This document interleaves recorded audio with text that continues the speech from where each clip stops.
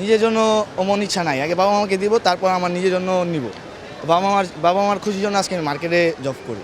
বাবা মার তো একটা ইচ্ছা আছে যে আমার ছেলেটা আমাকে দেখবে, তো গরিবের দুঃখ গরিবই বুঝবে, বড় লোক আর বুঝবে না।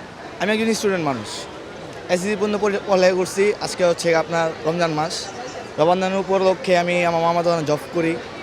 তো স্যালারি পাই বেশি না, 10,000 টাকা। তো ইচ্ছা হচ্ছে কাজে লাগছি, বাসায় ফ্যামিলি আছে, বোন আছে, মা আছে, তো বাবা আছে, তাদেরকে শপিং করে দিব। তো শপিংয়ের জন্য মনে হয় আজকে আমাদের রমজান মাসের উপলক্ষে ডিউটি করতে হচ্ছে। নিজের জন্য অমন ইচ্ছা নাই, আগে বাবা মাকে দিব, তারপর আমার নিজের জন্য নিব। তো বাবা মার খুশির জন্য আজকে আমি মার্কেটে জব করি। তো ওটা উপরে রিজিকের মালিক হচ্ছে আল্লাহ। আল্লাহ যেভাবে দিবে সেভাবেই নিব। তো 2 টাকা দিলেও 2 টাকাতে আলহামদুলিল্লাহ আমি খুশি আছি। তো বাবা মাকে দিয়ে তারপর আমি নিব। বোন আছে, বোন দুটা, একটা বিবাহিত আর একটা হচ্ছে সিঙ্গেল, মানে পড়ালেখা করে, ওই স্টুডেন্ট। মানে ইনকাম করতে হচ্ছে, ছেলে মানুষ তো, হয়তো গরিব মানুষ আমি, তো গরিবের দুঃখ গরিবই বুঝবে, বড় লোক আর বুঝবে না। তো আমার বেতন, আমি মনে হয় পড়ালেখা করি, বাবা মা যতটুকু সামর্থ্য, বাবা মা ততটুকু আমার পড়ালেখা করাবে। তারপরে বলবে যে বাবা তোকে কিছু করে খা। তো বাবা মার যদি অমন থাকে, বাবা মা আমাকে করে দিবে, না থাকলে তো আর সামর্থ্য নাই করে দেওয়ার, নিজেরই করে নিতে হবে। তো বাবা মা ফ্যামিলিকেও দেখতে হবে, নিজেরও দেখতে হবে।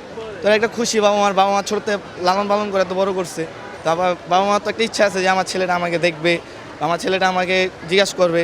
তো আমাকে যেমন ছোট থেকে পেলে বড় করছে, দুধ ডিম খেয়ে, ভাত ডালমা খেয়ে বড় করছে, না খায়া নিজেরই খিলাইছে। তো ওটাও তো আমার একটা হক যে আমার বাবা মাকে আমার খিলাইতে হবে।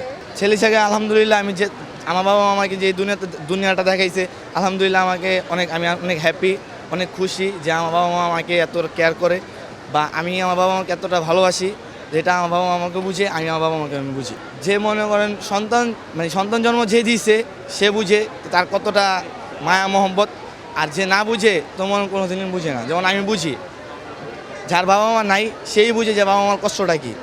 আমার বাবা মা আছে, আমি বুঝি। যদি আমার না থাকতো তাহলে আমি ঠিকই বুঝতাম যে আমার বাবা মা নাই, তো আমার কষ্টটা ফিল হইতো। তো আমার ফিল হয় যে আমার বাবা মা আছে। যেদিন হারাই যাবো সেদিন মনে হয় আমি আফসোস করবো যে আমার বাবা মা নাই। ইচ্ছা করে যখন পকেটে বেশি টাকা থাকবো তখন কিনবো, যখন না থাকবো তখন কিনবো না। আগে পরিবারের জন্য নিব, তারপর আমার জন্য নিব।